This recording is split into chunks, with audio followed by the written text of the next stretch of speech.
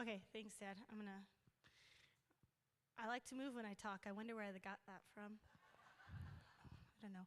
Okay. All right.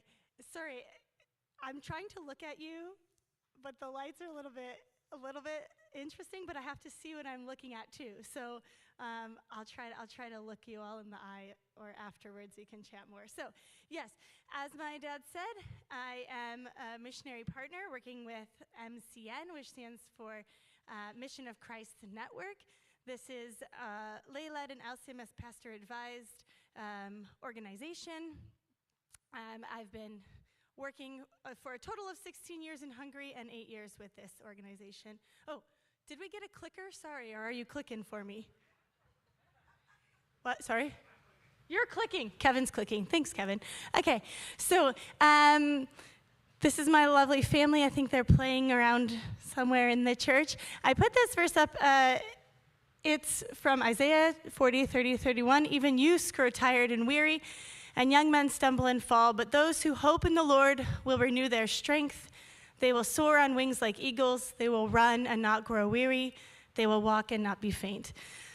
This is my confirmation verse, actually. And interestingly enough, it's also the theme verse of the Lutheran school where I've been teaching for the last 16 years. And I think it's very interesting at each kind of moment or time period in my life, I think I grab onto a different part of this verse. That when I'm feeling really down, when I'm stumbling, when I'm feeling like I have no strength, God will give me strength. Or if I'm feeling like I'm soaring because God is under me, right? Pushing me up, helping me to move, we won't faint. And so it's been really, really interesting to see that in my life, and I think it's pretty cool that at this Lutheran school, this is also the theme verse of the school itself. Okay, we can go to the next slide. The school where I partner with this Lutheran school in Győr, Hungary, as well as the Hungarian Lutheran Church, and so this is a bird's eye view of the whole complex. They call it the Lutheran Island because it does have water on one side, but it kind of looks like a ship. So like the hull of the ship is the old part of the school. It's the elementary school section. In the middle is the church. Around on the far side are the dormitories and offices and fellowship room where we do English language worship services. And then the new section in the back kind of corner is the high school, where I spend most of my days. And then behind that is the elderly home for the elderly. So, and the preschool is all in that opposite corner, sorry. So really, there's 1,000 students total who go there from preschool through 12th grade. It's a very unique place, I would say. The students who come, some of them are Christian, some of them aren't, some of them don't know what they believe. I think it's quite similar to life in the United States. If I went into a high school here, I think I'd get much of the same feedback and much of the same type of students. Yes. However, the one thing that is unique is that we are there as a Lutheran school, as a Christian school, and that is kind of what drives us as teachers, right? Okay, let's go to the next slide. I mentioned this school and this church because MCN is all about partnering with local churches, schools, and organizations, so they don't just set us down in the middle of nowhere and say, good luck to you, preach Jesus. Okay, so it's quite unique, the history of Hungary. Hungary was communist until 1989. Some of you may know this. After that point, the religious institutions and schools got their buildings back. They were not given their land back. And to make up for this, an agreement was made between the state, the Hungarian state, and the Vatican state, but it involved all religious institutions and schools, not just Catholic schools, that they would basically give them money to make up for not giving them land, which means that students don't have to pay to attend our school. So, which is really, really kind of cool. So it makes it a lot more open for students to attend. A lot of people are always curious about that.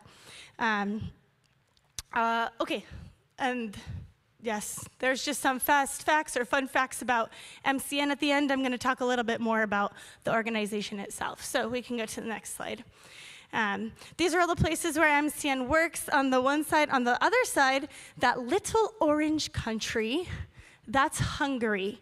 So if you didn't know where Hungary was before, that's fine. I didn't really know either, and then I moved there. It's in Europe. You may be familiar with like Germany, kind of above it and to the left, or I don't know, that's probably, or Italy down, looks like a boot, okay? So there's Hungary. Hungary is about the same size as the state of Indiana. So if you can visualize it, but it's like, like this.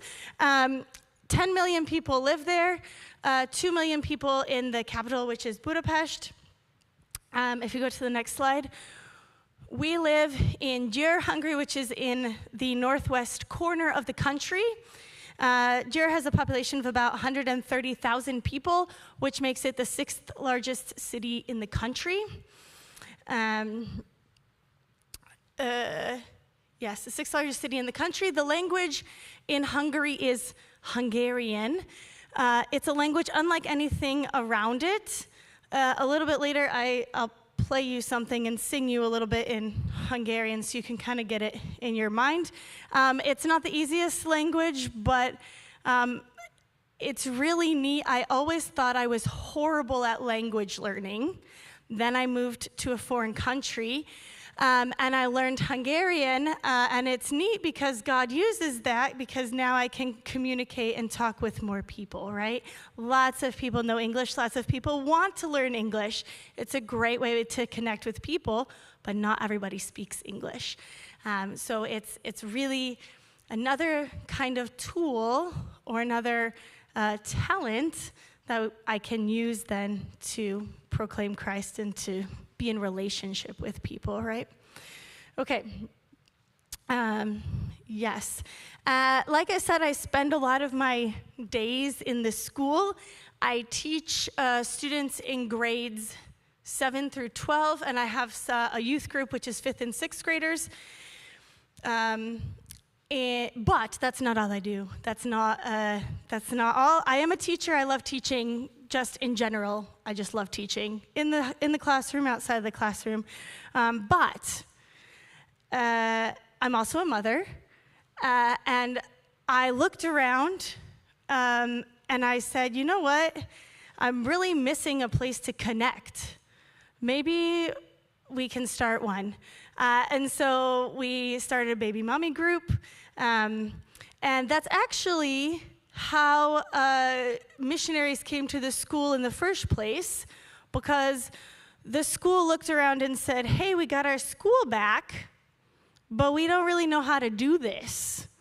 So they invited people from the Lutheran Church in the LCMS to come and say, hey, can you help us figure out how to do Christian education, to do Lutheran education, because we don't really know, we can't really remember. And so that was the start of this partnership.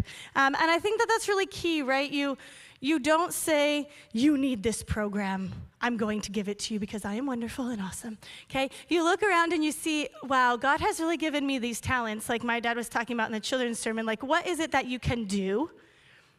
Who can you do that with? And in doing that thing, how can you then proclaim the gospel, right? And you guys can do that too. I just do that here, all right? Okay, we can go to the next slide. These are some of my students. This is a 12th grade class this last year. Very interesting, as I mentioned, these kids are in all different places in terms of their faith life, all different places in terms of their personal lives, right? I remember the very last day, I played a Christian song for them, and I was talking to them about it, and I was just telling them, they can come to me if they need anything with English or life or whatever. And one kid was like, "This is a Christian song." And I was like, "Yeah." They're like, "So what do you believe?" And I told them, they're like, "Oh." It's like, well, at least you got it the last day, right? You didn't get it before that, but we got it today, so that's great, all right? So, it takes, a lot of, I remember one of my missionary colleagues is like, sometimes you're not even watering or planting, right? You're like taking rocks from the dirt to get it ready.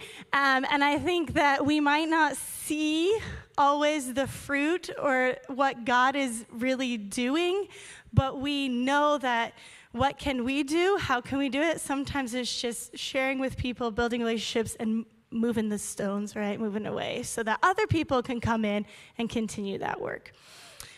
Okay. The next, I don't know if the song is going to play, but, oh, it is. We can.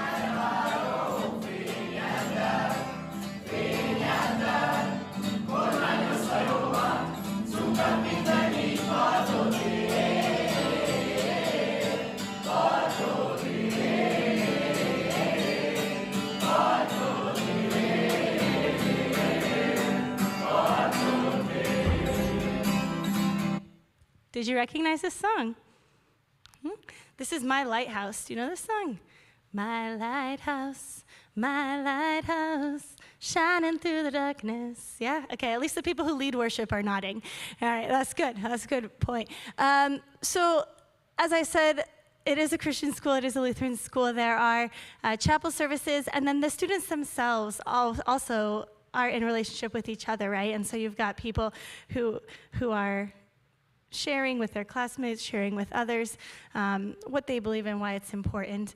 And every year, the 12th graders serenade their teachers before they graduate. So this is part of the serenade, which was pretty neat. Okay, we can go to the next slide. Not only do I teach, but I also have 3 youth groups after school, a 5th, 6th grade, 7th, 8th grade, and a high school youth group. My 5th and 6th grade youth group ended up with like all 5th grade boys, so it's really good that I have brothers because I have daughters. And so, yes, my same thing with my 7th and 8th grade youth group, all 7th grade boys.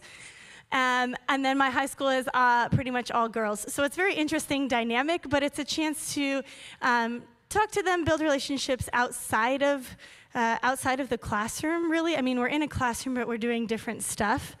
I put the high schoolers up. It's been really interesting the last couple of years.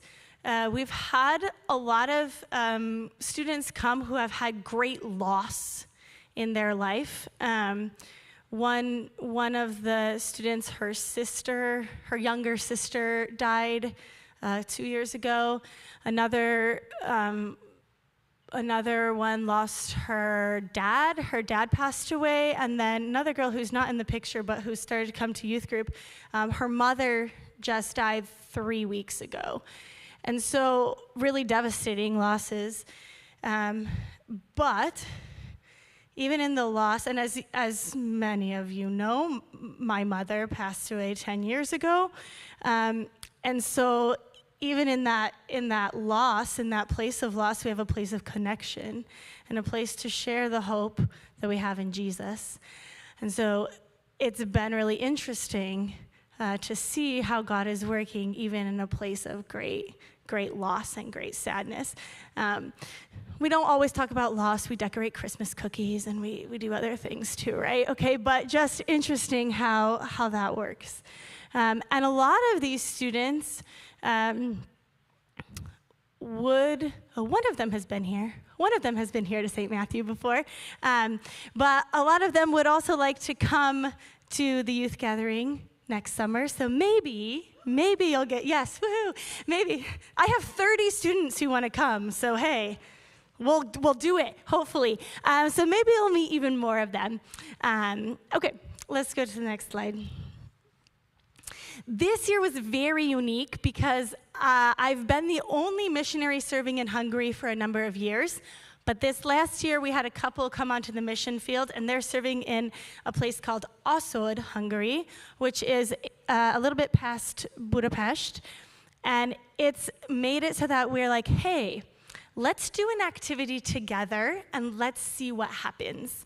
And this is what happened. We invited them to come and travel to us, to Győr, for an afternoon of English and Jesus fun. And it was amazing because those boys would never, ever come to any churchy thing ever, but they knew each other because one of the boys had gone to school in the other city, and now he's in Győr, in my city, and they wanted to see each other. And that's the only reason why they came, because they're like, we want to see our friends, but we'll go to this anyway. And we were like, yes, come, hang out. And it was really neat because even though we knew that that was the deal, the boys were really listening and really engaged, not just in the games, but in the Bible study kind of time that we did with them. And I remember one boy, he said, you know, I believe in God. I know that the God exists, but I'm not good enough to start to be in relationship with him. I'm just not good enough. I have to work on myself a lot because I know that I've made a lot of mistakes. I'm like, we've all made a lot of mistakes. But the very unique thing about Jesus is he doesn't require us to like climb up the ladder to him, right? We don't have to do all of these great things. If you were listening to the sermon, I think my dad said that about 3 times. You don't have to climb up the ladder to do all these good things, right? The unique thing about Jesus is that he comes down to us and picks us up and takes us. And he was like, this is interesting, okay? So you can see a little bit kind of how God is working in his life. This is stories of how God works through his people, right? And we are planning to continue these activities, and we are hoping and praying that a lot of these students will continue to attend. The girl section, or I don't know, it was very neat. I realized that I am one person, and I do not connect with everybody in the same way, right? So I invited one of my former students, a strong Christian girl. Her name is Kotica. She's in the back right. Yeah, back right of this picture. And I said, hey, can you come and lead a group and connect with these girls? And she was like, yeah, I'd love to. You know, that's what she loves to do too. And they really connected. And out of these girls, 3 of them just came to an English Bible camp that we had. And all 3 of them would also like to come to the youth gathering next summer. So you can kind of see again how, you can kind of see again how God is kind of working. And it's not because I'm awesome. I just put them in a group and said, God, do your thing, right? Okay, and that's really neat, and something I really enjoy seeing. Build connections with people, and it doesn't depend on me, right? It depends on what God is doing. Okay, let's go to the next slide. So, as I mentioned, we also we had an English camp a couple weeks ago. We were the hosts. It used to be, before COVID time, that Concordia University in Irvine would send a team of students to do English Bible camp every other year in Hungary. This was the first year that this happened since COVID, so it was a while getting it started again. We had some challenges along the way. Usually my job is to liaison with the Americans and the Hungarians and kind of figure out everything, but there wasn't a Hungarian who wanted to organize it, so I ended up liaisoning, that's a word, right? Yes, with myself. So that was cool. But we got it all organized. We're like, Holy Spirit, do your thing. And so this was the start. And we're hoping that we can continue every other year to have this team come. And it was amazing. Of course, they did, camp things, songs, games, crafts. The theme was soaked, so it was all about water, Noah, baptism, these types of things.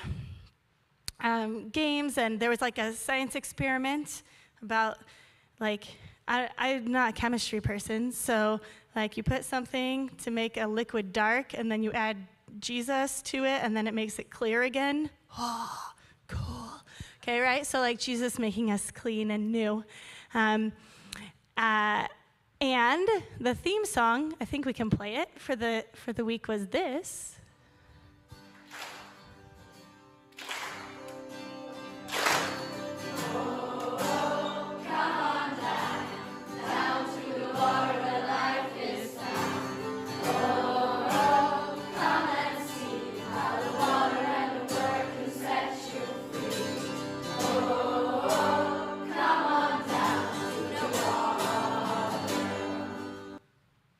Okay, so just a clip of the theme song. That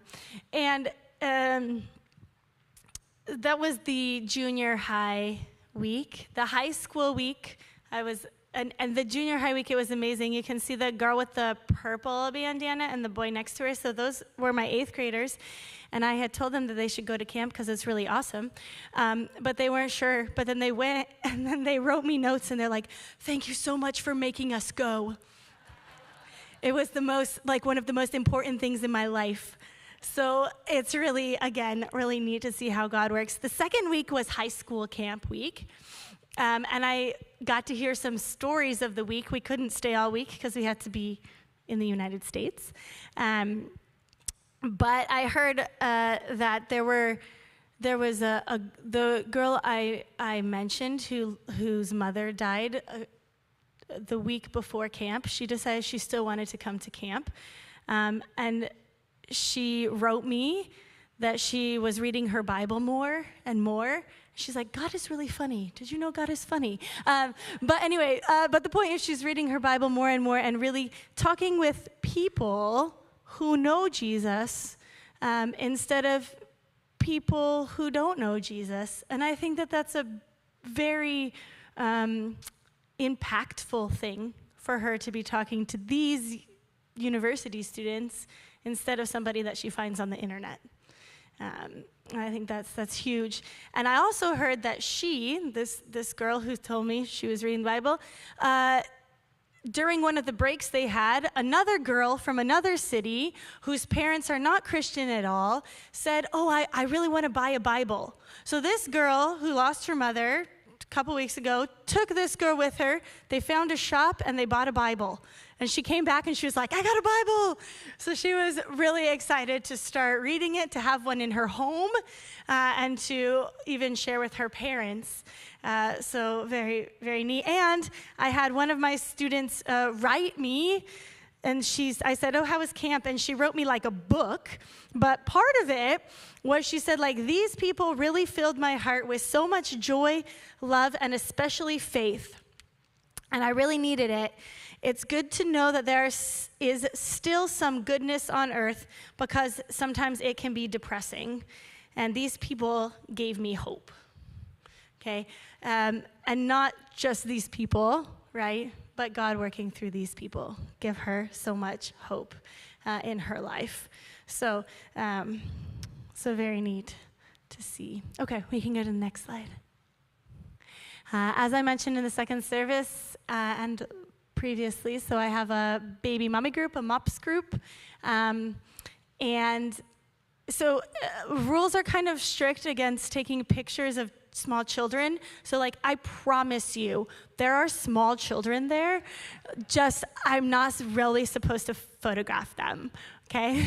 So the most amazing thing this year with the baby mommy group was that most of the moms I never knew before. So we're at this strange point where in the beginning I knew everyone because I was inviting everyone, and that was great. But now they've invited all of their friends, and they're coming. But the people who I knew, their kids are older, so they're back to work, so they don't come anymore. So it's like their friends. So it's like friends of friends of friends that I don't even know are all coming to Baby Mommy Group, which is really neat because it's kind of expanding the scope of things. We focused a lot on this year on different kinds of health. We had a pastor come and talk to us about things you can do with your children in the home to be spiritually healthy. We had physically healthy. We had a school psychologist come and talk to us about ways we can be mentally and emotionally healthy. Okay, we've had a craft. We meet together. We hang out and eat pancakes and eat watermelon. That's my child, so that's why she's in the picture, right? So I can photograph her. And we also had moms whose kids are now, adults or high schoolers or adults come and talk to us and tell us. I was like, please give us your wisdom. Everyone says, I don't have any wisdom. Like, well, just tell us stories then. And of course, the moms that I invite are the moms that know Jesus and the moms who are going to come from that perspective in life. And my favorite thing was to just sit and watch as the young moms listen to the stories and connect with those older moms. And I just kind of go, thanks, God, for working. Okay. Again, I didn't do it, but God is working in that place. And the other interesting thing, just a short anecdote, we made a craft, like a bag of fun. So they decorated a bag and they put a bunch of stuff in it. And I had a lot of things lined up, like a puzzle, a craft, a coloring book. And then I had like a devotional in Hungarian because we were gifted some devotionals. And I was like, we'll see what they want to put in the bag. And every mom was like, oh, did you get the orange devotional or the blue devotional? Hand me a devotional. And so I thought that was really encouraging to see like which things they thought were really worth it to put in this bag of things they wanted to do with their family. Okay, we can go to the next slide. Okay, yeah, so because I've been doing this for a while, a lot of the moms who have gone back to work were like, Sarah, can you do something for us because we miss it? Community, right? That was the reason why we kind of started the group in the first place. And I said, yeah. So I partnered with the Hungarian Lutheran Church, and the administrative assistant there is amazing, and she is a missionary, but if you tell her that, she goes, no, I don't do anything, but she does. And she is also very excited to reach out to moms, especially. And we organized this program together for moms, specifically who have elementary school students, but we had moms who were grandmas and moms who have older kids come, and it was all about conflict resolution. If you can't read the flyer, that's fine, because it's in Hungarian, so you're not expected to, okay? Nothing's wrong with your eyes. You're totally fine. So it was conflict resolution, and the main speaker, her and her husband, are from Great Britain. One is from England, one is from Ireland. They are strong Christian people. They attend our English language worship service. And she is also a family and marriage therapist. And so she came and talked, and again, from the perspective of who am I as a Christian person? Who am I in Jesus? How do I approach conflict resolution from this place? And it was really, really good to get her perspective, and all the moms, of course, were like, this is awesome. Can we do this again? Can we do it tomorrow? No, probably not tomorrow. But again, yes, for sure. And we had small groups, talking about different types of conflict, spiritual conflict, and we had a pastor who led that, and conflict with, words in English, siblings. Yeah, tashok. Yeah, conflict among siblings or in your marriage. Okay, so and it was very encouraging. Hopefully, we can continue to build a community of people who can come together and also encourage each other in our faith too. I know the moms are coming from a lot of different places. Okay, much I would imagine that happens here too, right? We can encourage each other that way. All right. Let's go to the next slide. Okay. English language worship service. So 10 years ago, 11 years ago, nope, 10 years ago, again, you look around, and I looked around and I said, there is not a chance for people to worship in English in my city. I am not a pastor.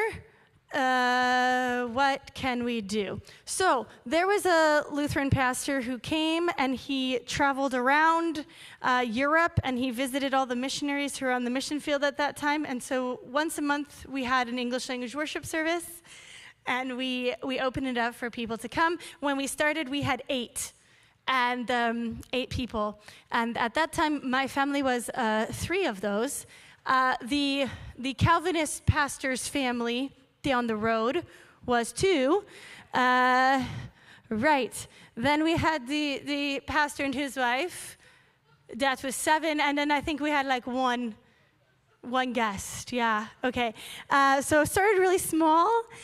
And now it's grown so that the American pastor came back, and he's in the United States now. He's retired. And he handed it over to an Irish pastor to continue, and the service has grown and grown. And now we have every Sunday afternoon, we have English language worship. We have, 20, 30 people who come. And not only are there Americans and Irish people and people who know Jesus, but there are also people from the community, Hungarians from the community, and international students from the university who are coming. And it's grown and changed, and it's amazing to see how people find us, We had a couple from South Africa, and I was like, they're like, yeah, we just looked online, and we noticed that it seems like you guys meet every Sunday, so we showed up. We're here. And I told the story in the first service. I know some of you were there, but not everyone was there, so I'd like to share it again. 3-4 weeks ago, we had a baptism. 3 international students were baptized. Jay, who's in the white, the second from the left, he is from India, and Jay was the one who came to church because his friends invited him, because it was something to do. And he was looking for a place to be and things to do and people to be with. Where he's from, it's a Hindu majority area, okay? So he didn't know, he knew maybe something about Christianity, but he did not know Jesus before coming to church. And one Sunday, the message was about being part of the family of God. And Jay was like, hey, I'm in the family. I'm in the family. And he was so excited. And we're like, okay, Jay, yeah, let's talk about this family of God. And he was baptized and welcomed into the family of God 3-4 weeks ago. And not only Jay, but we had Kevin. So it's like every other, yeah. So we had Kevin. Kevin is from Kenya. And then, actually, no, not every other, sorry. And then next to Kevin in the white top is Kira. And Kira is from Germany. So it was 3 students from 3 continents baptized on one day. Kira comes from a family which is very atheist. And she never knew really anything about Christ or Christianity growing up. So, and she's from Germany, and so most people are like, but you're from Germany. Okay, but that happens in the United States too, maybe sometimes, right? Okay, so it was a great celebration, and not only that, but the team that came and did camp was also there to celebrate with us. I usually lead worship, not because I'm amazing, but because I that's something I enjoy doing, and I have a bit of talent, but also nobody else does it. But I was really happy that there was a guitarist amongst the Concordia Irvine guys, and he helped me lead worship. I think we can play just a little bit of this clip. I will.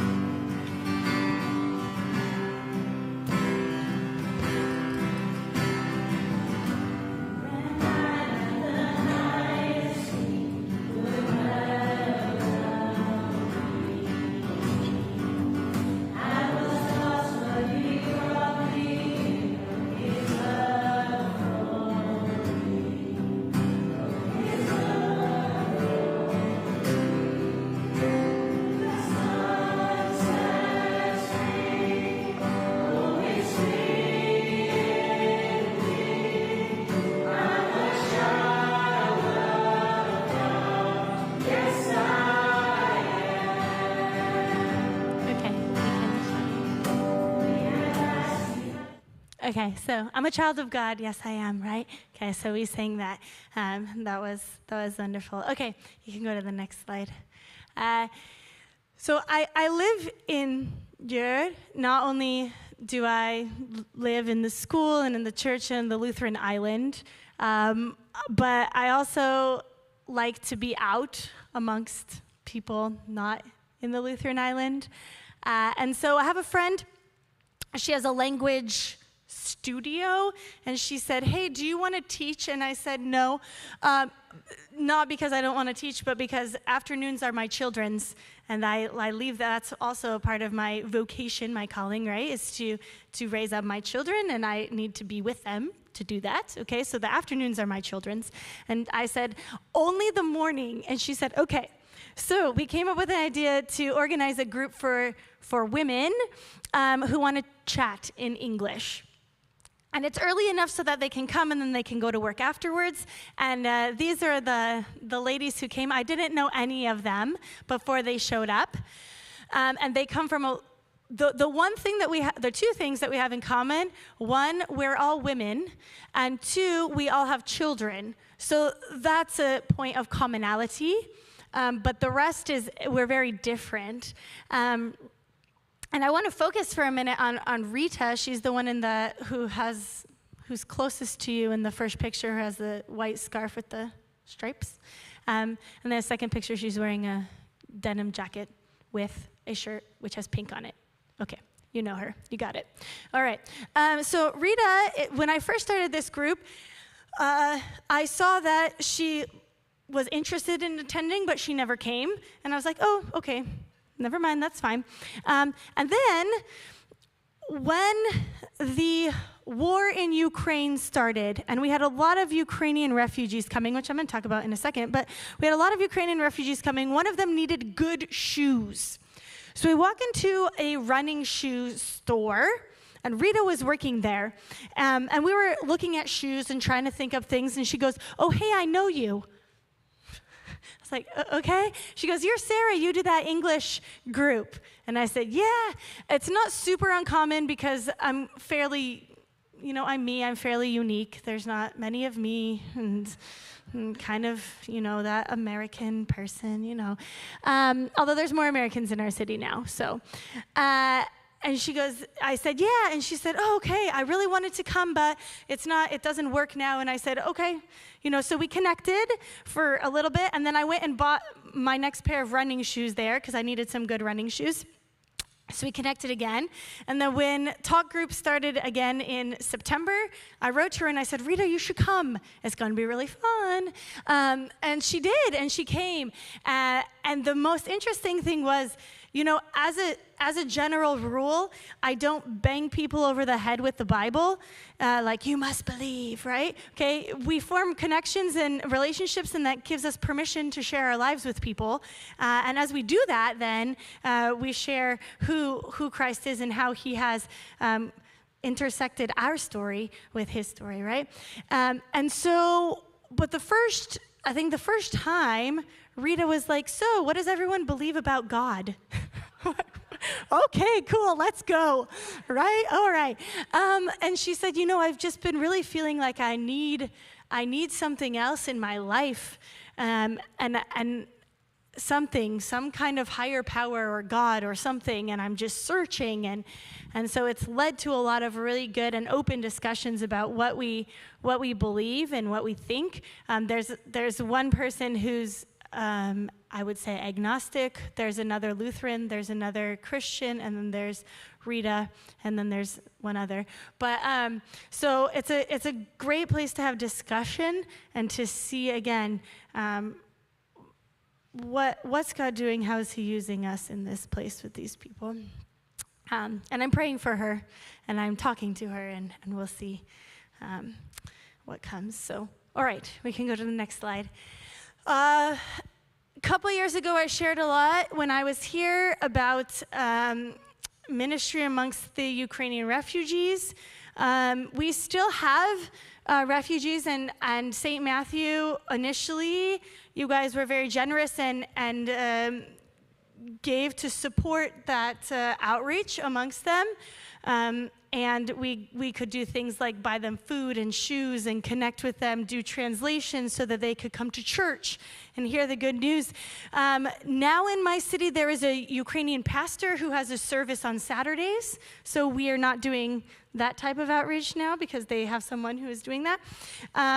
So we still had a couple projects, quilts, former member of St. Matthew, whose husband was a pastor, and I'm blanking on her name, but it's okay, who doesn't live here anymore. She sent me those quilts to give to refugees, and we did that, and that was cool. And not only that, but like us as our English language worship, we're not quilters, but we made a lot of blankets and gave them away and donated them. And we wrote Bible verses on each one in Ukrainian.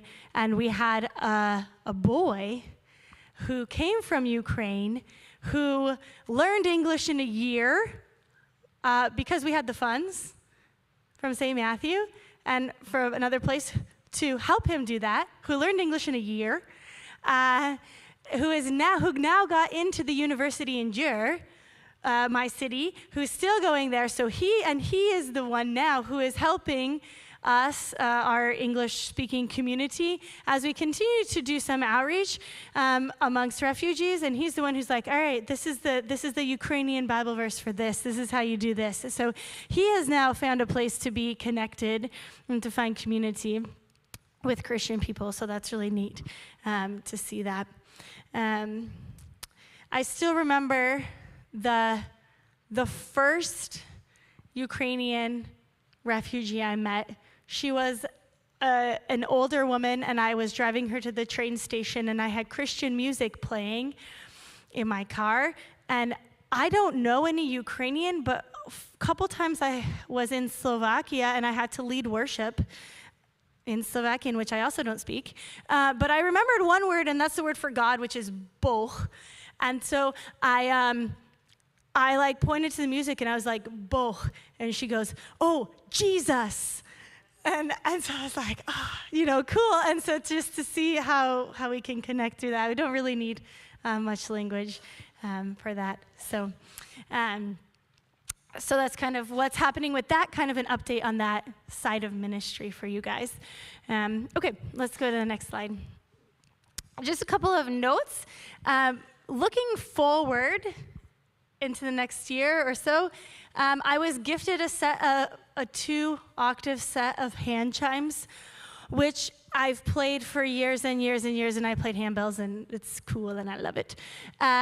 So I'm looking forward to hopefully starting a choir. I had 3 7th grade boys who formed a hand chime choir with me.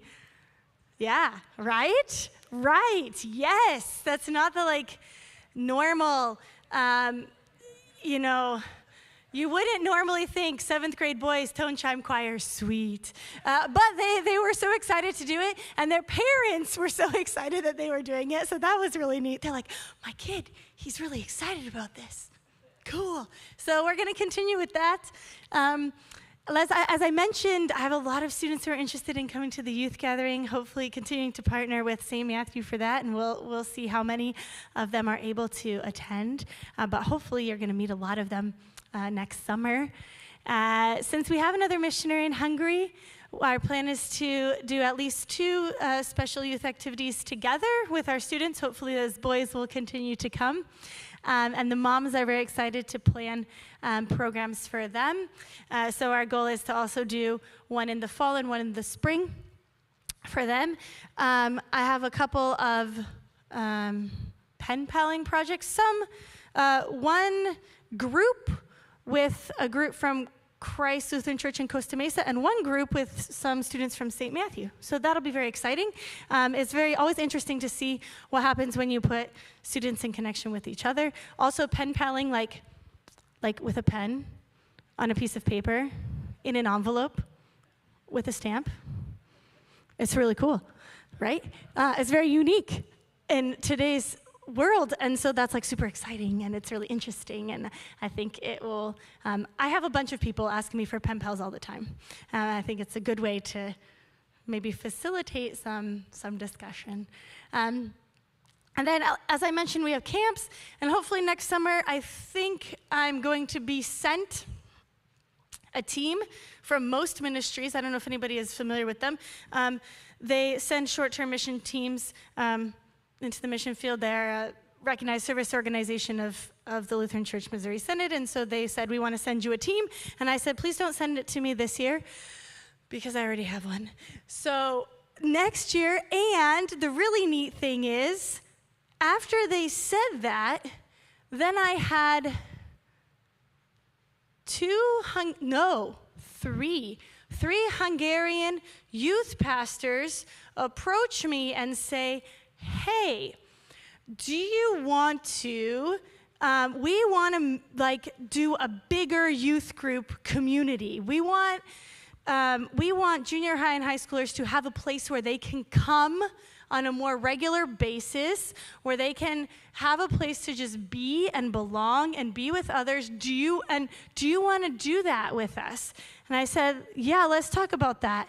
Let's do it. And which has, of course, always been my thought and my goal, but to have 3 of them, so we're 4, that's really neat to partner, and I think it will be much better, actually. And then they said, oh, and maybe we can do a camp. And I said, oh, I have an idea about that. Okay, so we're planning and we're praying and we're looking forward, and we're going to see how God is going to work through that and use that. Okay, let's head to the next slide. Oh, yeah. But before we do this slide, as I mentioned, sometimes I lead worship. I brought for you a song which we had camp, not this summer, a year ago camp, in a local Lutheran congregation where we sometimes attend and where we always help with camp, and my children attend camp. And I was helping with camp, and I actually had something happen that I've never really had happen before that was very surprising. So I speak Hungarian, kind of. I do pretty good now. And I was supposed to be with the 2nd grade group, I guess. I don't know. And I was teaching them, and we were going through things, and then they started to make fun of me. And I was like, woo, okay. And it hit me kind of hard, which is kind of funny because you're a 2nd grader and I'm an adult. But I was actually like pretty hurt by this because it was pretty intense. Like they were kind of very intensely, just, one leader and the others follow, making fun of me. And I had to turn the group over to someone else, and I had to go cry about it for a while and then come back. Really. And then, of course, we talked things through, and there was forgiveness, and there was apologies, and there were all these things. But that was very hurtful for me. And the pastor who was leading the camp, we decided together to kind of make this a sort of like learning opportunity to know that not only do our words and actions matter, but also as we are part of the family of Christ, there are people from other countries who speak other languages, who are other places who are part of this family. But I think that one of the reasons why it hurt me was because sometimes one of my struggles has been with thinking that I am not good enough, right? I'm like the boy who's like, I'm not good enough to get to God, right? And so to work through that again and again and to know that, you know what, in Christ, he makes it, he is enough, right? It's not that we are enough, it's he is enough. And so I played this song that I'm going to play for you during that camp, and I was just practicing it, and I had some of the older girls come in, and they heard it, and I was singing it in Hungarian, and they're like, this is amazing. And they're like, we really feel this. And I said, cool, God is working. And so much so that we decided to teach some of the students this song. So I will sing and play, but I think I gotta do I think the boom mic is gone. Ooh. Oh. Yeah, Lynn's gonna help me out. Thanks, Lynn. I know, I don't know what happened to the boom mic. Okay, that's fine. All right. Oh, sorry, one more thing. That's fine, yeah, don't do that. I'm gonna sing most of it in English, but I'm gonna do the last chorus in Hungarian, because if I sing it all in Hungarian, you're not gonna understand it, and I want you to understand it. But I'll do the last chorus in Hungarian so you can hear some Hungarian too, okay? Here we go. Again, I am not a super awesome solo performer, but I'm gonna sing this for you anyway. Okay. Oh, whoa.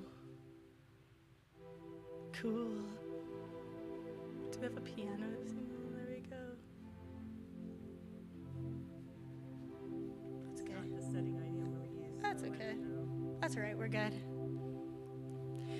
I keep, ooh, sorry, I can't hear. Can you hear yourself? No, it's okay.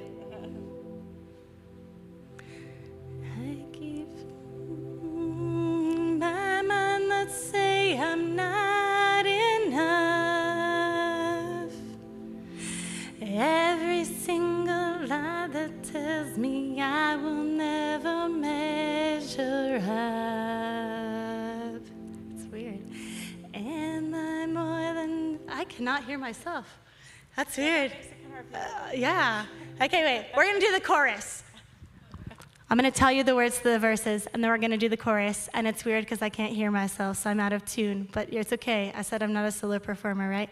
So the words to the verses are, I keep finding voices in my mind that say I'm not enough. Every single lie that tells me I will never measure up.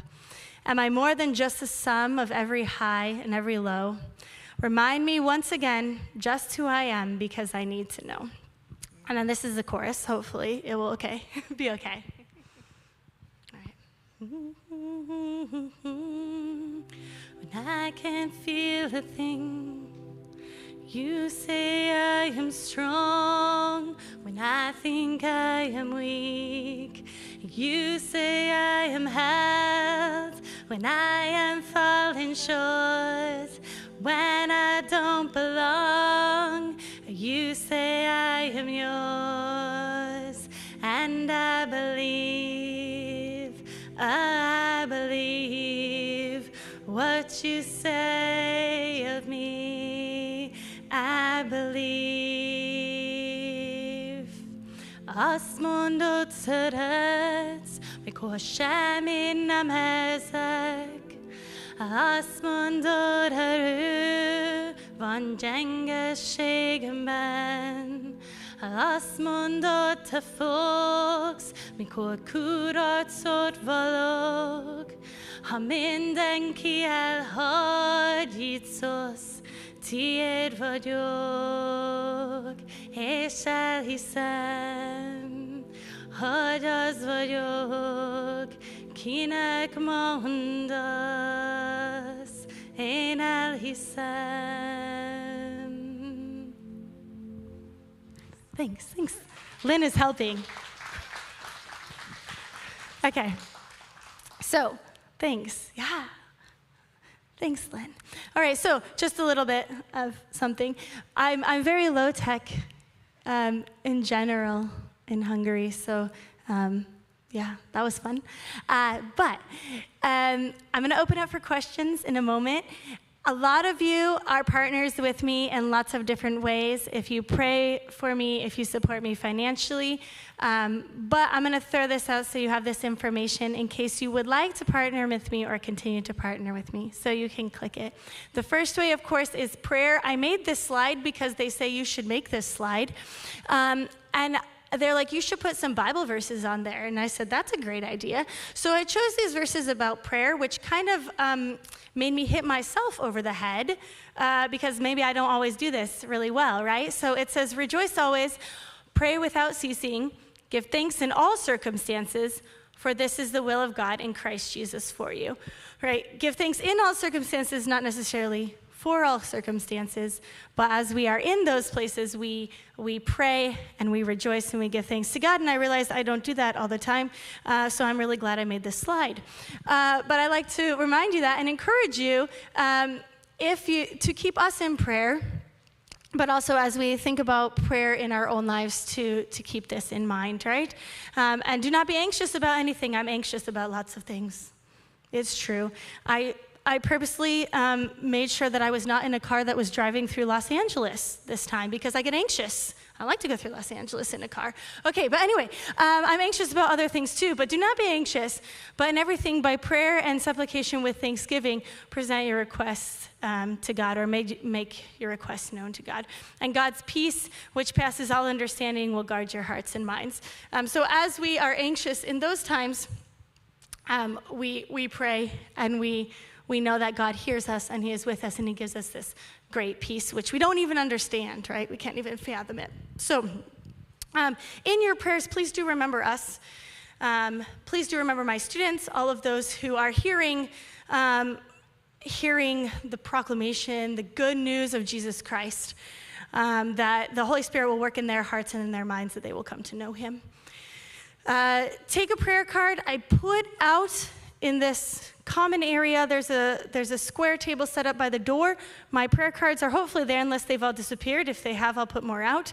You can feel free to take those. There's also a coloring sheet for small kids, highlighting some things about Hungary, and maybe some pens and other stuff. So feel free to do that. There's also a place there. If you are not receiving my emailed newsletter every month or 2 months, I promise you get at least 6 in a year. Hopefully more, but you get at least 6 in a year. There's a place out there where you can do that. Again, I'm very low tech, so it is a piece of paper and a pen. So you can write your name and your email address legibly, yes, and I will add you to the list. A lot of people also receive it, so if I mess up something, I'm sure someone can help you out. Okay, I also have a Facebook page, which is not my personal page, but if you're on Facebook and you like to connect that way, it's Djur Journeys, MCN Mission Partner Sarah Bertoshimoji. I am the only Sarah Bertoshimoji in the whole world. So if you type this in, it's likely that you will see me and this page and my personal page too. But this is where I post just like interesting tidbits about life in Hungary, okay? Maybe some cultural things, all right? Keep you kind of updated if something special is happening, if there's a special prayer request or something. So you can feel free to look there and do that. Okay, next slide. Okay, financial giving, first of all, thank you. Thank you. Lots of you support me this way, and I am blessed always by all of you who do that. Secondly, if you would like to give or continue to give, I'm going to tell you something just so you are aware of it. You live in the state of California. I know you know this, but you live in the state of California. California has said that charitable giving to organizations, now the organizations need to do lots of paperwork and be in good standing with the state of California. All the paperwork has been filed. Everything has been filed. We're waiting for the state of California to be like, cool, check it off, you're good to go, which last I heard hasn't happened yet. So if you have tried to give online in the last month or so, I don't know, you probably weren't able to, and that's the reason, okay? Nothing is wrong with you, it's just paperwork. So right now, that option is currently unavailable, but there's other ways you can do it, and you can also, check is good, ongoing gifts are good, and if you call, I think out on the table there should be a number, or I can get it for you. If you call, they can also walk you through ways to give. People are nodding, because I think people have done this. So if you call and ask them, like, please help me, and they'll be like, okay, we can do it, okay? A lot of you give ongoing gifts, which means monthly. I know that you're gonna support me financially, and that's really cool. And so thank you for that. But if you're wondering, what would be the best way? That's a good way, because then I know, okay? But the best way is the way where you give to support people and ministries and places that you know that are proclaiming Christ. So if you're like, this is not, we're giving somewhere else, cool, do it. My dad always tells you this, and he does a good job. I'm gonna reiterate what he says, okay? So there you go. Okay, let's go to the next slide. Here's just some more information about Mission of Christ Network. I mentioned them briefly. They are a wonderful organization. They really support their missionaries, make sure that we are not just placed somewhere and left alone to our own devices, really supportive. As I said, lay-led LCM as pastor advised organization. They have missionaries a lot of places. They have church resources. If you go to the next slide, I think, yeah, they have church resources. They also have places to serve. So if you or someone you know is really interested in serving abroad, being a missionary is a big word, right? And I think that all of us are missionaries, right? As we proclaim Christ in the places that we're put, where we serve. If someone would like to go and be an overseas missionary, they have opportunities to do that. So you can check it out, or you can talk to me about that. Some people go for a couple months. Some people go for 2 or more years. So that's a good opportunity. Okay, let's go to the next slide. All right, and then, as promised, because I've talked, does anybody have any questions? Sorry, I was going to say, this is a picture taken out of the window of my city, where I do ladies' talk group is on the 4th floor, I think, and so you can kind of see the whole city. So I will open it up for a few minutes for questions if anybody has them, and then we'll end with prayer after questions. So, questions, anybody? Yes. Oh, yeah. I feel like I mentioned it, but maybe I didn't. Yes, I teach English to students in grades 7 to 12. Yes, I work in this school. I see probably upwards of 200 students on a weekly basis, because I have a lot of different groups of students, and they not only have me as an English teacher, but they also have one of my colleagues who does more grammar with them, and I do more speaking with them. And I have a lot of freedom in terms of what we do in the classroom, which is really nice. We can do songs, we can do games, we can talk about different topics. And if not, I can get out the book and we can pull a topic from the book, and that's also good. So, yes. Dad? No, not Dad? I don't know. I thought I saw him in the back. Okay, you, sir. Yes, sorry, I thought I saw him in the back, but the stage lights are crazy. Okay, yes? In the early days, when you first went to Hungary, how did you manage with that no language skills? How did that work out? As someone who's getting ready to go to a new country with no language, how did you manage your How did I manage going to a new place with no language skills? I learned to not have expectations. No, I know that sounds funny, but like, a lot of people are like, oh, this is what I'm gonna do and this is how I'm gonna do it. And I feel like I let that go and I said, you know what? This is what it's gonna be. And I'm gonna learn as I go. Some people go into it with the goal of learning language. That was not my goal. My goal was to be in the school, doing what I was doing, proclaiming Christ, and the language will come as it comes. That was my philosophy. I learned some words for food. I was like, you gotta eat. And then, you just learn to listen and mime and say you're sorry. And the rest kind of comes. I have wonderful colleagues who helped me and support me. I have, my students also helped me a lot. I don't know. I think you just have to kind of be open to the fact that mistakes are going to be made. And I have a colleague who taught me the basics. That was really good. So I knew some basic vocabulary and grammar, and then I just picked up the rest.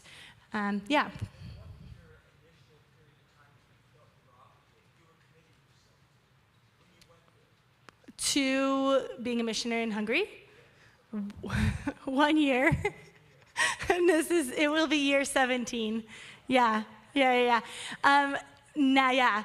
God changes plans in good ways sometimes.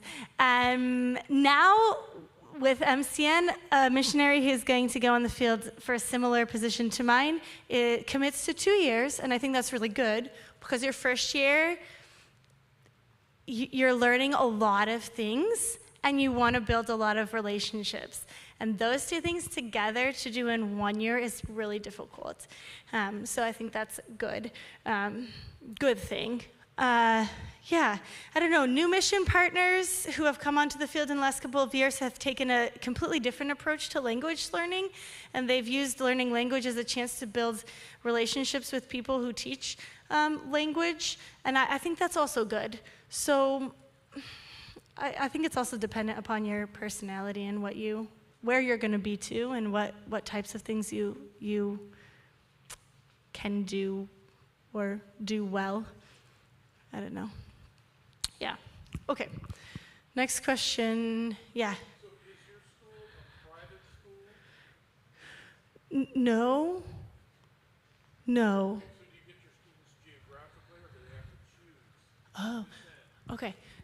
That's a good question. So do we get our students geographically, or do they have to choose our school? Yeah, I see what you're saying. So all religious schools are not English are not körzeti iskolák, are not schools which are in a certain neighborhood where all the kids go there. Okay, that was hard to describe. So you get to, my husband is probably laughing out there because I think he hears me, and I'm sure my pronunciation was off, which is funny. Yeah. Okay, anyway, so it's not a school where if you live in this zip code, you automatically go there, but you have to apply. But you don't have to pay to go there, as I mentioned, I think, earlier. So you do have to apply to the school, and then it's students from all over Europe, and then we have a dormitory too. So we do get some applicants who live in villages who are maybe a couple hours away. So they stay in our dormitory during the weekdays, and at the weekends they go home. So it's people applying. Our school is well known, respected, so a lot of students want to attend. We rarely have free places. So we usually have to turn students away because we don't have enough space. Yeah. Okay. Yes. Marcia. Someone from St. Matthew's in charge of pen pals. I have talked to Julia about this, and I'm going to continue to talk to her about this.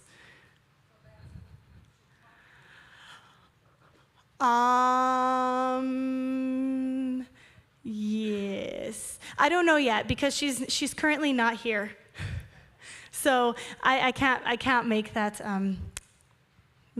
decision because I don't know. What? She is actually at the Inline G planning meeting for us and Right. trying to coordinate. Yes.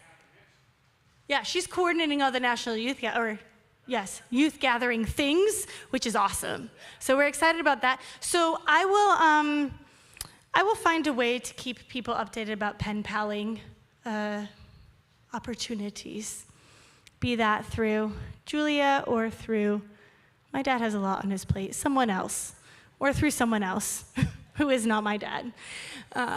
Okay, anything else? Any other questions?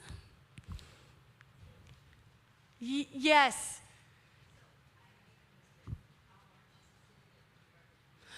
How large is Jira? Jira is 130,000 people.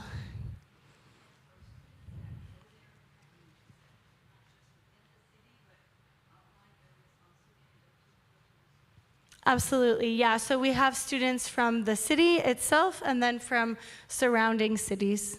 Yes. Yes. So,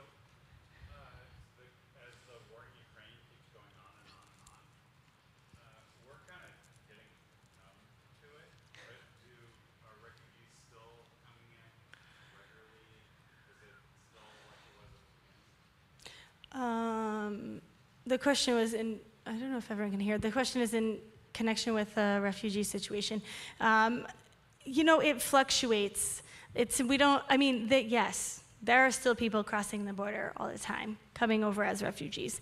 There are also people who have gone back to Ukraine because they missed their home. And so they've gone back, mostly to the places where they feel are safer.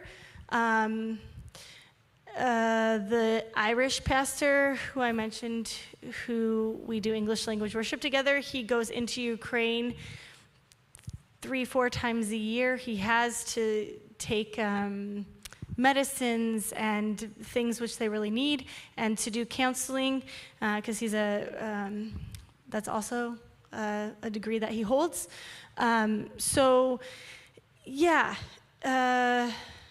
Yeah, and now, governments are kind of cutting funding to some of the programs to help refugees just because, as you said, it's gone on, and so they're like, oh, well, we're going to take away some funding for this because maybe you don't need it. So it's just, it's still ongoing, but it's not like shoving people into trains and waiting hours to cross the border situation as it was in the beginning when everyone was trying to get out of the country, but there still are people regularly every day crossing the border. And my husband is also not in here, but he can tell you how many thousands of people have crossed the border. He's a history teacher, and so he really enjoys anything having to do with history or politics or world events. So he's in there. So you can find him if you want to talk to him. I've volunteered him. Okay. So that's kind of the best update I can give.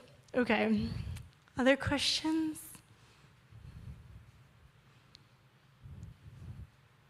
Okay, then let's just end in prayer, and then we'll go. So, dear Jesus, thank you so much for this chance to be together as your people. Thank you for this opportunity to share some things that you are doing, how you are moving and working to redeem and restore people to yourself in Hungary. Give us all strength as we go out from this place today, as we are missionaries in our own places where we live and work. Help us to be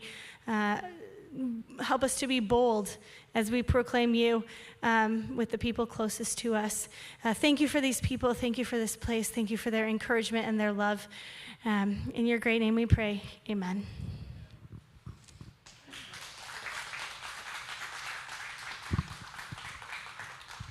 So I thank you for being here, and I'm improvising up here, but so we're getting ready to set up for the show that's coming up next. So I'm sure that you're willing to sit around and talk to people. And so if you guys would like to go out the lobby, I know Sarah would love to continue to talk with you. Cool. Thanks for being here.